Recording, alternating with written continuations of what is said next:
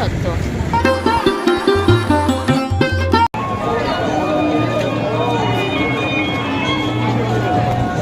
Good morning, কেমন আছো তোমরা? রেডি হয়ে চলে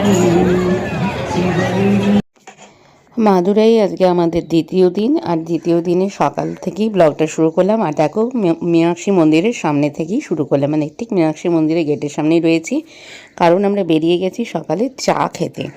মানে চাটা ওখানে খেয়ে তারপরে আজকে সারাদিন ঘোরাফেরা হবে, মানে সাইট সিন হবে। তো সকালে চলে গেছি চা খেতে, আর এই দোকানে চাটা সত্যিই খুব ভালো, একদম হোটেলের পাশেই, যেমনটা তোমাদের বলেছিলাম।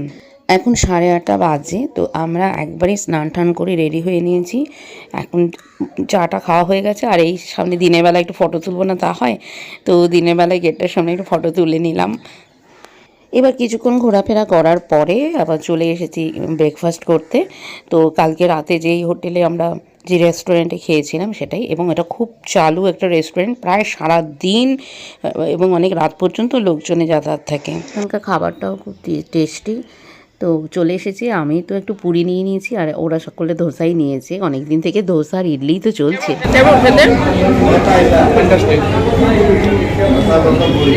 সাউথ ইন্ডিয়াতে তুমি যাই খাও না কেন, সব খাবারের সাথে সাম্বার আর এই নারকেল চাটনিটা দিয়ে থাকে।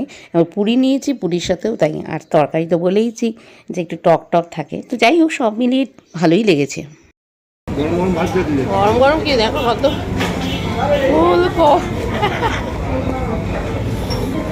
ব্রেকফাস্ট করে আমরা বেরিয়ে পড়লাম সাইট সিন করতে। আর এখানে খুব একটা দূরে, যে দর্শনীয় স্থানগুলো খুব একটা দূরে নয়, তাই আমরা একটা অটোই ভাড়া করে নিয়েছি।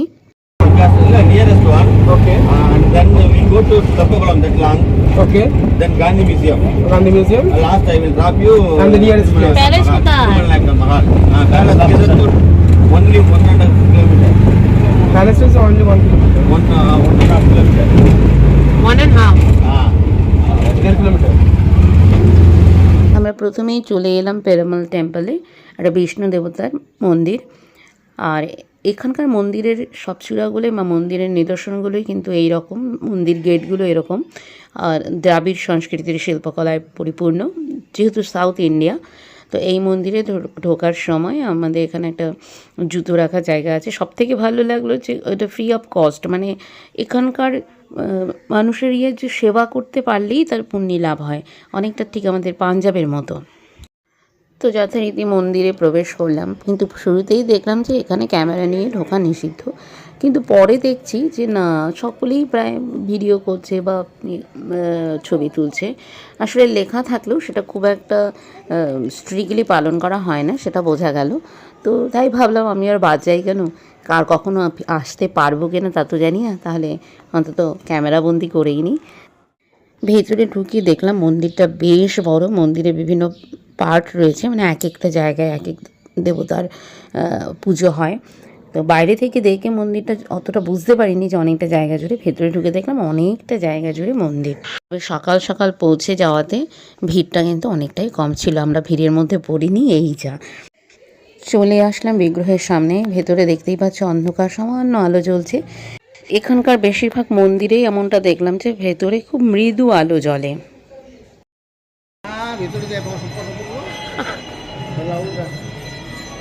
কি সুন্দর চূড়াটা দেখো।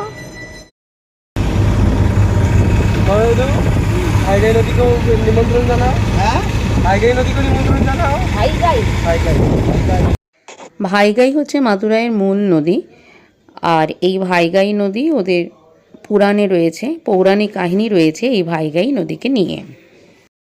আমরা সাইট সিন করছি টোটোতে করে, টোটো না, আমারটা খালি টোটোই আছে, অটোতে করে পুরো মাদুরাই সিটি। তো এর মধ্যে আমরা দুটো মন্দির দেখে ফেলেছি, আর কালকেই তো মাদুরাই মানে মীনাক্ষী টেম্পল কালকেই দেখেছিলাম। এখন ঘুরছি, গরম নেই, খুব একটা গরম নেই, ঠান্ডাও নেই, ওয়েদার ইজ প্লিজেন্ট। এবার আমরা চলে এসেছি গান্ধী মিউজিয়ামে, কিন্তু এই মিউজিয়ামে যেহেতু মোবাইল নিয়ে ঢোকা বারণ, মানে অ্যালাউড নয়, তাই ফটো তুলতে পারলাম না।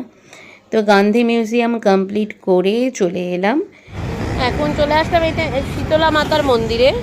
এই যে মন্দিরটা, এটার একটা মন্দির, এটা হচ্ছে মেন মন্দির। এটা ঠিক রাস্তার ওই সাইডে, আর রাস্তার এই সাইডে এই পুকুরটা। তো যেটা বলছিলাম, এইখানে বছরে একবারই ওই মন্দিরটা খোলা হয় এবং একবারই ওই মন্দিরে পুজো দেওয়া হয়।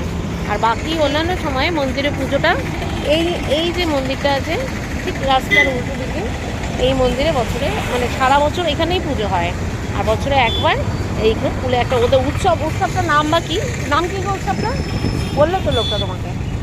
কোন সময়ের মন্দিরটা খোলা হয়? শীতলা পুজোর সময় ওই এই যে ঝিলের মধ্যে যে এই কুণ্ডের মাঝখানে যে মন্দিরটা, সেটা শীতলা পুজোর সময় খোলা হয় বছরে একবার। এটাই এখানকার বিশেষত্ব।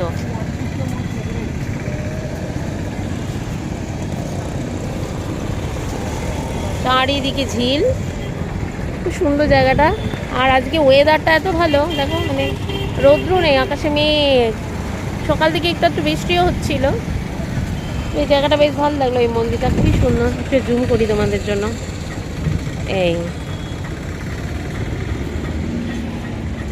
এই আমাদের তিনজন আগে আগে চলছে, আর এই আমি পিছে পিছে চলছি। ভালো লাগলো মাদুরাইটা।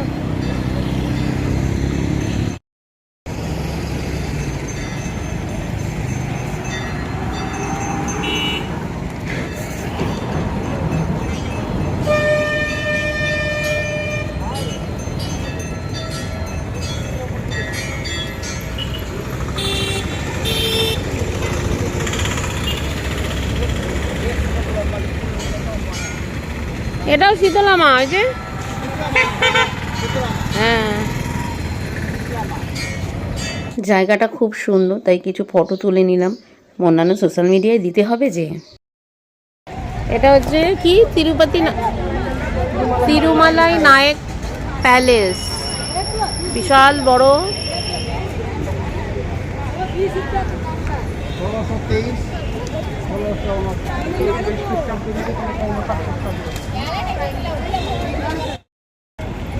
তো আমরা দিকে এসে পৌঁছলাম এখানে। এবার এটা ভালোই লাগছে, মাদুরাই সিটির পুজো টুজো দিয়ে টিকিট কাউন্টারে টিকিট হয়ে গেছে। চলো ভেতরে ঢুকি। মানে ভেতরে মোবাইল অ্যালাউড নয় মানে তার জন্য এক্সট্রা চার্জ লাগবে, দেবো না। ঠিক আছে, ওকে চলো ঢুকি, পরে কথা হবে তোমাদের সাথে। ওয়াও, রাজবাড়ি বিশাল বড় না?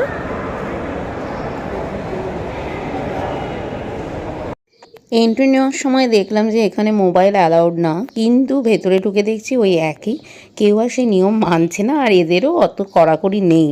তো যথারীতি এত সুন্দর রাজপ্রাসাদ, এত সুন্দর সৌন্দর্য স্থাপত্য, এটাকে তো ক্যামেরাবন্দি করতেই হবে। ভেতরে বিশাল বড় এরিয়া, আর প্রত্যেকটা জায়গা নিখুঁতভাবে সুন্দর আর কি। আর এই যে থামগুলো দেখছো বিশাল বড় বড়, ছবিতে অতটা বোঝা যাচ্ছে না হয়তো, কিন্তু বিশাল বড় বড় এবং মানে লম্বাও যেমন চওড়াটা।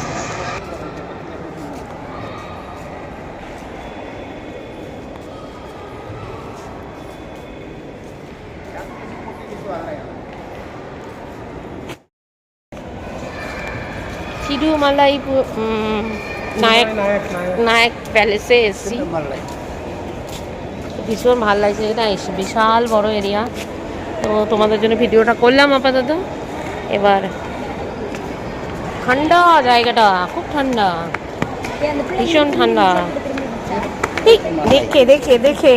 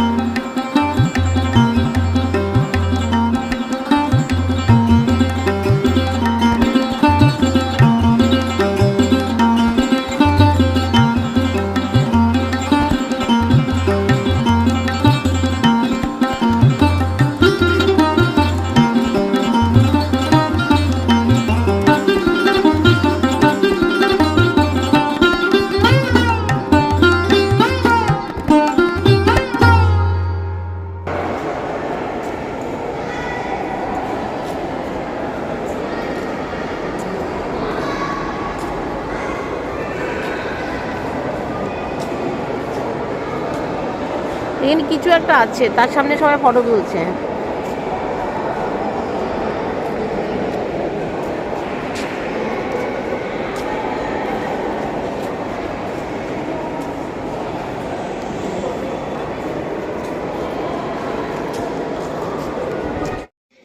ঘোরাফেরা করতে করতে অনেকটা সময় পেরিয়ে গেছে, এখন প্রায় 2টো বাজে। তো আমরা চলে এসেছি এবার লাঞ্চ করতে। আজকে এসেছি একটি নন ভেজ হোটেলে, বেশিরভাগই তো এখানে সব ভেজ, খুঁজে খুঁজে এই নন ভেজ হোটেলটা পেয়েছি। এর কেমন মাছ? সামুদ্রিক মাছ না, তবে বিরিয়ানিটা টেস্ট। এটা সাথে একটু আলু হলে ভালো লাগতো, আলু বিরিয়ানি। ছোট বিরিয়ানি শুধু আমাদের কলকাতাতেই হয়। হায়দ্রাবাদের বিরিয়ানি সবথেকে ঝাল হয়।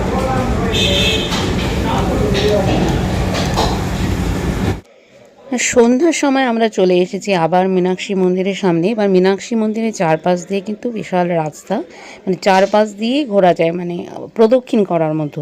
তো বিকেলবেলায় এসে একবার এসেছি আমরা পূর্ব গেটে। আর এই জায়গাটা যে এত সুন্দর জানতামই না, যদি না প্রদক্ষিণ করতে আসতাম তাহলে জানাই যেত না। তো সন্ধ্যাবেলা আমি, মামার বাবু বেরিয়ে গিয়ে এখানে চলে এসেছি। সম্পূর্ণ মন্দিরের চারপাশটা বোধহয় ঘুরতে আর কি, মনে হয় মন্দির বলবো না, মন্দিরের বাইরে যে রাস্তা, মোটামুটি 1.5 কিলোমিটার তো হবেই পুরো এরিয়া জুড়ে। আর এই রাস্তা জুড়ে দুপাশে প্রচুর দোকান, যেমনটা হয় বিভিন্ন পীঠস্থানের ক্ষেত্রে তেমনটাই। জিগার ঠান্ডা মনে থাকবে বাবু, জিগার ঠান্ডা। আমরা শুনে নিয়েছিলাম যে জিগার ঠান্ডা হচ্ছে এখানকার স্পেশাল ড্রিঙ্ক। তো এটা গতকাল পাইনি, কিন্তু আজ পেয়েছি যখন, তখন তার স্বাদ উপভোগ করছি। জিগার ঠান্ডাটা খেতে কিন্তু সত্যি দারুণ টেস্টি, ভীষণ সুন্দর বানায়। আর গরমের মধ্যে আসলে তো সেটা যথেষ্টই ভালো লাগবে, মানে যদিও এখানে সবসময় প্রায় গরম, শীত থাকে না বললেই চলে। তা আমরা যে সময় আসি এই সময় তো খুব একটা গরম নেই, কিন্তু আরও গরমের মধ্যে কিন্তু সত্যি জিগার ঠান্ডা করে দেওয়ার মতোই অবস্থা। আর এই দেখো পুরো রাস্তা জুড়ে প্রচুর লোক, প্রচুর দর্শনার্থী এসেছে, বিশাল লাইন। সবাই কিন্তু প্রায় 3-4 ঘন্টা লাইনে দাঁড়িয়েও এমন পরিস্থিতি কখনো কখনো হয় যে সবাই মন্দিরে প্রবেশ করতে পারে না।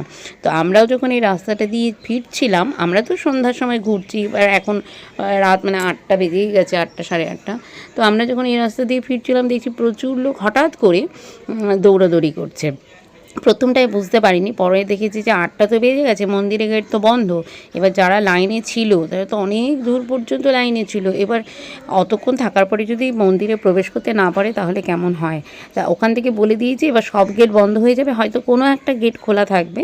সেই যে গেটটা খোলা আছে সেইটার কথা বলাতেই তারা সব ছুটে ছুটে এখন সেই গেটের দিকে যাচ্ছে।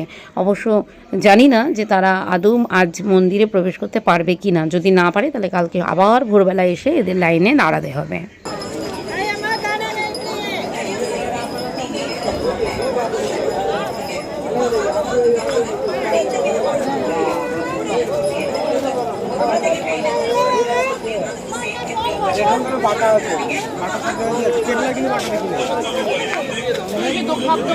কেরালার প্রত্যেকটা অলিগলি থাকবে না, নিশ্চয়ই ছিল, তুই এদের সাথে টাকা ছিল তাই।